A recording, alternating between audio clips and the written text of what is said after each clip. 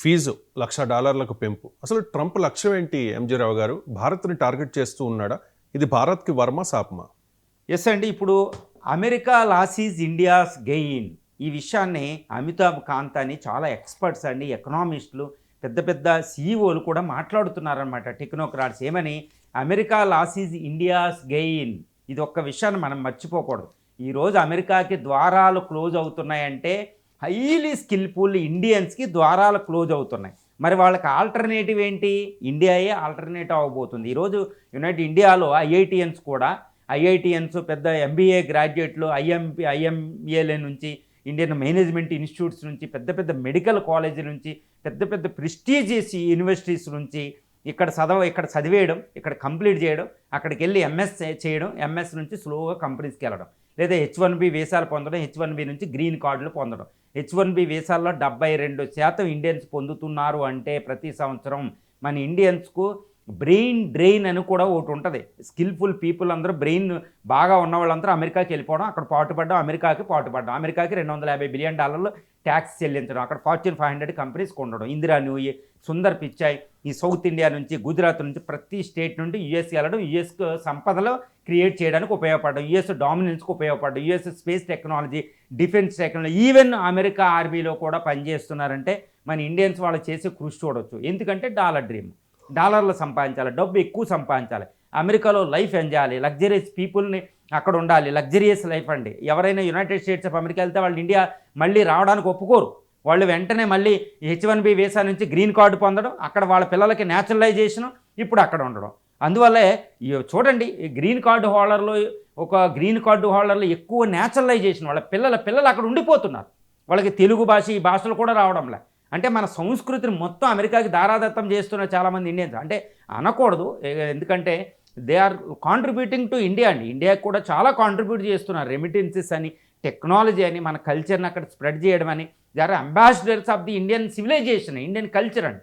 వాళ్ళని అనడం లేదు. కానీ how much India is losing every year, ఎంత లాస్ అవుతుంది ఇండియన్. ఫర్ ఎగ్జాంపుల్ ఒకటేనండి, ఒక ఐఐటి గ్రాడ్యుయేట్ ఇండియాలో ఖరగ్పూర్ అని, ఐఐటి ముంబై అని, ఐఐటి చెన్నై అని, ఐఐటిఎన్స్లో, లేకపోతే ఇండియన్ మేనేజ్మెంట్ ఇన్స్టిట్యూట్స్, లేదా ఒక డాక్టర్లో, ఒక ప్రెస్టీజియస్ మెడికల్ కాలేజీలో ఒక డాక్టర్కి అవ్వడానికి, ఒక ఐఐటి గ్రాడ్యుయేట్ తయారు చేయడానికి ఇండియా ఎంత ఖర్చు పెడుతుందండి?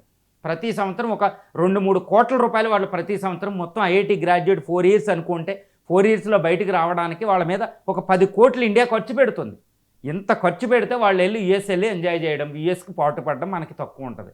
మరి భారత గవర్నమెంట్ ఖర్చు పెట్టేది ఎక్కడ? ఒక ఐఐటి గ్రాడ్యుయేట్కి ఇండియా ఖర్చు పెట్టేది అంతా సెంట్రల్ బడ్జెట్ నుంచి. సో వీళ్ళు వెళ్ళి యుఎస్ వెళ్ళిపోతున్నారు. Course they are also contributing to India. కానీ ఇండియా ఎంత లాస్ అవుతుంది? మళ్ళీ ఇంకోటి వాళ్ళు చెప్తారు, ఇండియాలో మాకు అన్ని లేవు, జాబ్ చేయడానికి లేదు, మా స్కిల్స్ సంబంధం. అది కూడా మనం యాక్సెప్ట్ చేయాలి. ఈ విషయంలో మనం వాళ్ళని క్రిటిసైజ్ చేయడానికి లేదు. ఎస్ అండి, ఐఐటి గ్రాడ్యుయేట్స్కి, మెడికల్ గ్రాడ్యుయేట్స్కి ఇక్కడ వనరులు, ఇక్కడున్న ఇన్ఫ్రాస్ట్రక్చరు, ఇక్కడున్న ఆపర్చునిటీస్ అమెరికాతో పోలిస్తే చాలా చాలా తక్కువ.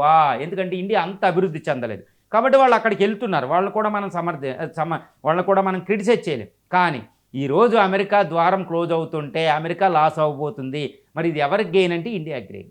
ఈరోజు ఇండియా 1980లోను 90లోను ఈ 21st century మొదటి దశాబ్దంలో కొన్ని ప్రాబ్లమ్స్ ఉంటాయి. కానీ 21st century ఈ 2025 వచ్చేటప్పటికి భారతదేశంలో కూడా అమెరికాతో సమానంగా కొన్ని సిటీస్ రైజ్ అయిపోతున్నాయి. ఫర్ ఎగ్జాంపుల్ చెన్నై, నోయిడా, పూణే, తర్వాత ఇది బెంగళూరు, ఎస్పెషల్లీ ఇప్పుడు హైదరాబాద్, ఇలాంటి సిటీస్ ఏంటంటే అమెరికాతో సంబంధంగా బిజినెస్ డిస్ట్రిక్ట్లు డెవలప్ అవుతున్నాయి. ఇక్కడికి యుఎస్ కంపెనీలే వచ్చేస్తున్నాయి. ఇప్పుడు గూగుల్ సెంటర్స్ అని, ఇప్పుడు వైజాగ్ అని, హైదరాబాద్లో, బెంగళూరులో ఈ మైక్రోసాఫ్ట్, యాపిల్ ఫోన్లు ఇవన్నీ ఇక్కడికి వచ్చేస్తున్నాయండి.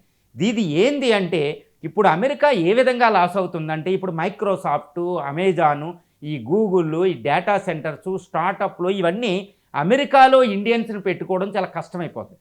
ఆ విధంగా అమెరికన్స్ని ట్రైనప్ చేసి పెట్టుకుంటే వాళ్ళ కాంపిటేటివ్నెస్ అంతగా ఉండదు. కాబట్టి వాళ్ళు ఏం చేస్తారు, ఇంత హై స్కిల్డ్ జాబ్స్ ఏం చేస్తారంటే అమెరికా నుంచి ఇండియాకి తరలిస్తారు. కాబట్టి అమెరికా లాస్ అవుతుంది, ఇండియా గెయిన్ అవుతుందండి. ఈ విషయంలో చూడండి, అమెరికాలో ఇప్పుడు యాపిల్ ఫోను అమెరికా నుండి చైనా వెళ్ళింది. చైనాలో కష్టమైతే వాళ్ళు ఏం చేశారు, ఇండియా వచ్చేసారు. ఇప్పుడు బెంగళూరు, గుజరాత్లో యాపిల్ ఫోన్ తయారైపోతుంది. ఇప్పుడు యాపిల్ 17 మోడల్ ఇప్పుడు ఇండియాలోనే అది ఉత్పత్తి అయ్యి ఇండియాలోనే ప్రపంచానికి ఓపెన్ అయ్యిందండి. చూడండి, నేను క్యూలు చూస్తూనే ఉంటున్నాను. కాబట్టి వాళ్ళకి ఏదైనా కష్టం అనిపిస్తే అమెరికా నుంచి ఇక్కడికి ప్రొడక్షన్ మొత్తం హెడ్ క్వార్టర్లే చేంజ్ అయిపోతాయి అనమాట. సో గూగుల్ సెంటర్, డేటా సెంటర్లు మనం చూస్తూ ఉంటాం. కాబట్టి అమెరికాలో ఇండియన్స్ అప్ స్కిల్ని పెట్టుకోలేకపోతే అవి ఇండియా వచ్చేస్తాయి. కాబట్టి ఇండియాకి చాలా ఇప్పుడు ఇండియాలో డెవలప్ అవుతున్నాయి. ఇండియాకి అమెరికా కంపెనీలు ఇక్కడ రావడం వల్ల ఇండియన్స్కి ఈజీగా జాబ్స్ దొరికిపోతాయి. ఇప్పుడు యునైటెడ్ స్టేట్స్ ఆఫ్ అమెరికాకి ఒక ఇండియన్ తీసుకెళ్లడం కంటే ఇప్పుడు ఈ ఫీజులకు అసలు తీసుకెళ్లారు కాబట్టి ఇండియాలోనే ఓపెన్ చేసేస్తారు వాళ్ళు. కాల్ సెంటర్సు, బీపీఓ సెంటర్స్, ఇప్పుడు డేటా సెంటర్స్ అని గూగుల్, మైక్రోసాఫ్ట్, యాపిల్ ఇవన్నీ ఈవెన్ ప్రొడక్షన్ కూడా ఇవి సర్వీసెస్ సెక్టర్ కదండి, మ్యానుఫ్యాక్చరింగ్ హెడ్ క్వార్టర్స్ కూడా వచ్చేస్తాయి.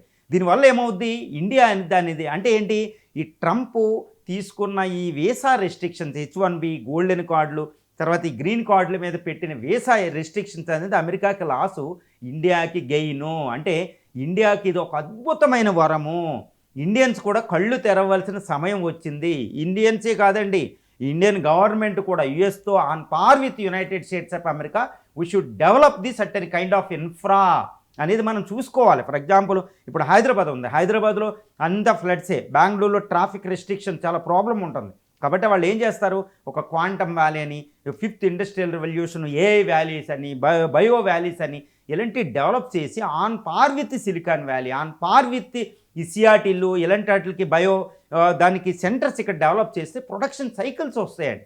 ఇలాంటి డెవలప్ చేస్తే అప్పుడు Indians nobody is ready to leave India అండి. వాళ్ళు ఇండియా నుంచి వెళ్ళిపోవాలని ఎవరు ట్రై చేయడు. ఇక్కడ ఉంటే వాళ్ళు ఇక్కడే సంపాదిస్తారు. ఆ డాలర్ లేదు ఇక్కడే సంపాదించవచ్చు. ఇప్పుడు ఎంత ఇంటర్నేషనల్లో ఈ మానిటరీ ఇది గ్లోబలైజేషన్లో ఆ డాలర్స్ ఇక్కడ కూడా సంపాదించవచ్చు. ఇప్పుడు యూట్యూబ్ ఉంటుంది, యూట్యూబ్ ద్వారా ఇక్కడ డాలర్ సంపాదిస్తారు.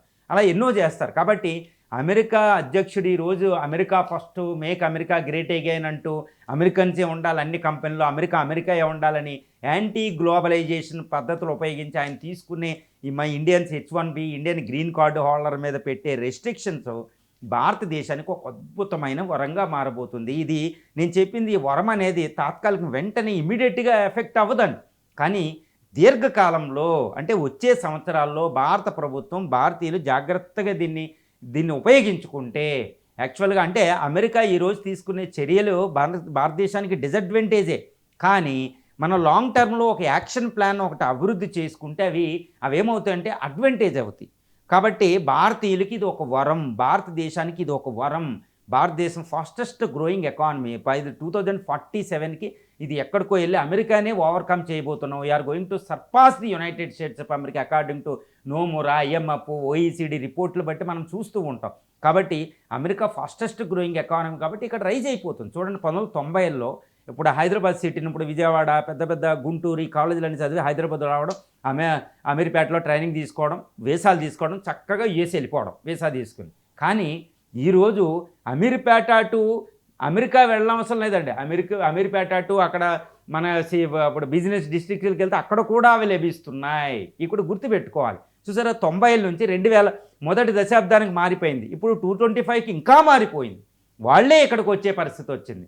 కాబట్టి ఈరోజు మైక్రోసాఫ్ట్, గూగుల్ ఇవందరికీ ఒకటే ఇష్టం చెప్తాను మీకు. ఈరోజు పెప్సికో కంపెనీకి ఇండియన్నే ఎందుకు పెట్టారు? సుందర్ పిచాయిని అక్కడ గూగుల్, మైక్రోసాఫ్ట్ వీటన్నిటికీ ఎందుకు పెడుతున్నారు ఇండియన్స్నే? అంటే వేరే కంట్రీ వాళ్ళు టాలెంట్ లేదా? చైనీస్ టాలెంట్లు ఉంటారు కదా, చైనాతో ఆన్ పార్ విత్ ఇండియన్స్ అక్కడ ఉంటారు.